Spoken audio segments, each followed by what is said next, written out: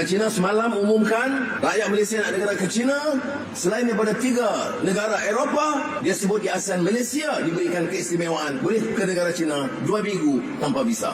Sudah, ini tidak berlaku tanpa usaha Kementerian Luar dan rakan-rakan kita menyampaikan pandangan. Kerana kita kata Malaysia kekal bebas dan merdeka. Kita baik dengan Amerika, kita baik dengan Eropah, kita baik dengan negara China. Jangan mana-mana negara nak atur dasar luar kita. Ada orang kita baik dengan Amerika, jangan baik dengan China. Atau di sebaliknya. Kita tak pakai itu semua. Kerana kita bertanggungjawab menentukan dasar yang akan memberikan faedah kepada negara Malaysia. Jadi pelaburan dari negara China juga besar.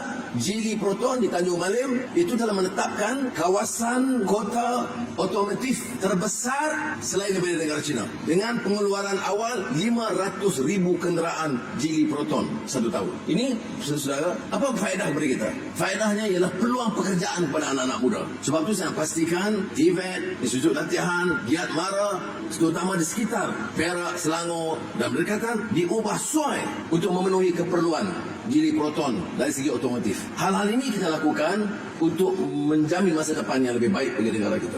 Sebab itu saya katakan, setelah 1 tahun kerajaan perpaduan, sudah sampai ketikanya kita ajak rakyat tumpu soal pertumbuhan ekonomi dan negara kita. Ada orang bicara masalah orang Melayu tertekan, Islam tercabar. Itu hanya retorik politik kosong. Kerana kenyataannya di sini adalah pendirian kita. Kementerian ini sebagai buktinya. 70, mungkin 80% lebih kegiatan itu memberi manfaat langsung pada orang Melayu dan Bumi Putra masuk di Sabah dan Sarawak. Dan program tahun ini di bawah kerajaan perpaduan jauh lebih tinggi dan baik daripada tahun-tahun sebelumnya. Peruntukan Kementerian Keuangan pada negeri-negeri seperti Perlis, Kedah, Terengganu dan Kelantan, ini faktanya jauh lebih tinggi daripada peruntukan yang diberikan oleh kerajaan tahun-tahun yang sebelumnya. Tetapi yang diwar-warkan dan difitnah, negeri-negeri ini dianaktirikan. Islam tercabar. Siapa yang cabar Islam ni? Apa program kita yang dikatakan mencabar Islam? Saya tanya di kementerian, desa dan wilayah ni. Dan program KUD ni, yang mana yang bercanggah dengan Islam? Tetapi inilah yang jadi naratif politik yang tidak berkesudahan. Sebab itu saya katakan, kita akan jawab dengan tegas, tetapi ia tidak mengalih pandangan kita. Kita akan tingkatkan usaha, bangunkan orang baik Melayu Bumi Putra atau kedudukan Islam dan menjamin keselesaan dan keadilan bagi semua kaum di negara Malaysia ini. Kami dalam PAS dulu bergabung dengan berbagai parti. Bergabung dengan 46, tak dapat ambil alih kuasa, hanya dapat Kelantan. Bergabung dengan parti rakyat, tak dapat ambil alih kuasa. Bergabung dengan DAP, baru dapat 5 negeri. Yang PAS sekarang datang untuk maki DAP tu, dia kahwin dengan DAP dulu. Tapi sekarang DAP kombinir lah. Ini perangai, hadirin sekalian, ustaz-ustaz dalam PAS. Saya diasuh dalam PAS dengan akidah bahawa UMNO ini rosak akidah. Sampai saya pun maklumlah orang muda yang beri doktrin dalam kepala pemikiran saya, ulama-ulama. Sembelihan UMNO tak sah. Kahwin kalau qadi itu UMNO tak sah. Saya sampai bila UMNO sembelih, kalau saya makan, naik lugar. Akhirnya hadirin sekalian berlaku muafakat nasional. Peluk UMNO sahabat kita. Bersatu, kita bersatu. Jangan buat banyak-banyak ni menjadi lagu UMNO. Tapi saya berterima kasih kepada PAS. Karena mereka muafakat dengan UMNO. Mereka bercerai. Sekarang bila kami berkahwin dengan UMNO, mereka tak boleh kata apa. Dia tak boleh kata amanah sesat kerana berkawan dengan UMNO. Kamu berkawan dulu. Itu yang aku datang kemudian. Hadirin sekalian, artinya nak cari kuasa kita bergabung dengan 46, kemudian dengan DAP, dengan keadilan. Akhirnya Dr. Mahathir dan rakan-rakannya membawa bersatu. Kami dah menang, dah dapat 46% undi popular. Tahun 2013 dah dapat 46%. Tahun sebelum itu 2008 undi Pakatan Rakyat sudah tumbuh 46%. Datang bersatu bawa 6-7%, maka kita menang. Barisan Nasional kalah pada 2018. Malam kira undi itu kami berada di Hotel Sheraton. Sheraton ni kita nak sebut. Sheraton ni banyak peristiwa. Lebih kurang pukul 1 pagi kami dapati Pakatan Harapan sudah melebihi 111 kursi. Maka kami istihar bahawa Pakatan Harapan mendahului dan ambil alih pemerintahan. Waktu itu kita dengar berbagai berita mengatakan Najib akan istihar darurat. Najib Perdana Menteri waktu itu. Siapa? Panglima Angkatan Tentera. Ini dia, Raja Afandi.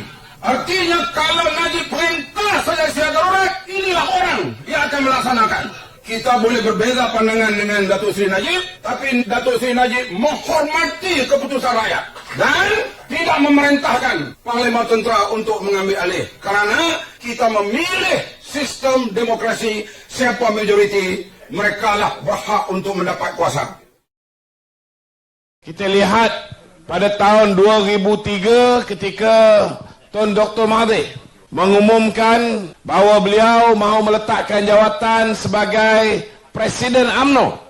Pada ketika itu, tuan-tuan, bukan main lagi, ramai yang memujuk, meminta supaya beliau mengekalkan jawatan Presiden. Dan akhirnya dia kekal untuk seketika. Hari ini, tuan-tuan, drama yang sama berulang. Dan seperti yang kita jangkakan, saudara, walaupun Tan Sri Mahyudin Yassin telah mengumumkan bahawa beliau nak melepaskan jawatan, tidak mahu mempertahankan jawatan Presiden dalam pemilihan yang akan datang. Saudara, tak sampai 24 jam, Ahli Majlis Kerja Tertinggi Bersatu telah pun memujuk beliau dan menolak permintaan beliau untuk tidak mempertahankan jawatan. Ini sudah pun kita duga apa yang bakal berlaku kerana beliau hanya mengeluarkan kenyataan semata-mata untuk meminta dirinya dipujuk, tuan-tuan. Hari ini, saudara, Pakatan Pembangkang sudah berpecah belah.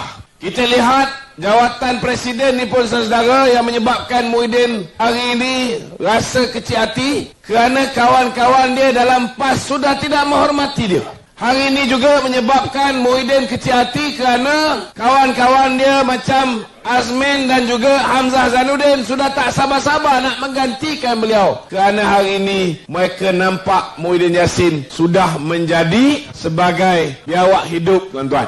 Tidak membantu, tidak menyumbang, tetapi boleh menyumbang kepada kerosakan parti. Hari ini, tuan-tuan, diletakkan seorang calon daripada PAS yang sudah pun menjadi menteri besar. Ura-ura yang diwawarkan di bawah kononnya bahawa manusia ini, saudara, menteri besar daripada PAS ini, kalau diberi peluang menjadi ahli parlimen, beliau akan diangkat menjadi timbalan Perdana Menteri. Cita-cita cukup tinggi, tuan-tuan. Saya nak beritahu saudara, baik Muhyiddin baik, Samsuri baik, begitu juga dengan Haji Hadi baik. Mereka ini hanya bermimpi di siang hari kerana kerajaan hari ini, kerajaan perpaduan, akan kekal sehingga pilihan raya umum yang ke-16, insyaAllah, saudara.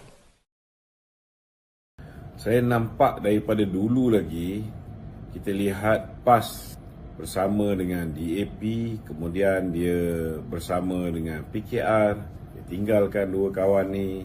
Kemudian dia bersama dengan Semangat 46 pun, dia tinggalkan kawan ni.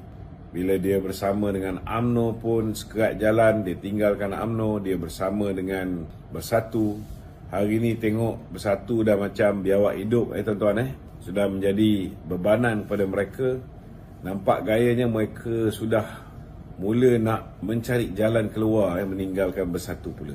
Jadi inilah apa yang terpaksa dilalui oleh mereka-mereka yang berkawan dengan PAS sekarang. Kalau nak kira PAS dulu ni banyak juga yang bagus. Bila PAS zaman Tuan Guru ni Aziz banyak berpegang pada Islam, tak jadi macam sekarang ni. Jadi inilah realitinya, saudara, PAS pada hari ini. Kalau dulu mereka meletakkan dakwah Islamiah sebagai keutamaan, meletakkan perjuangan menegakkan negara Islam sebagai keutamaan, kemudian mereka berubah kepada negara berkebajikan.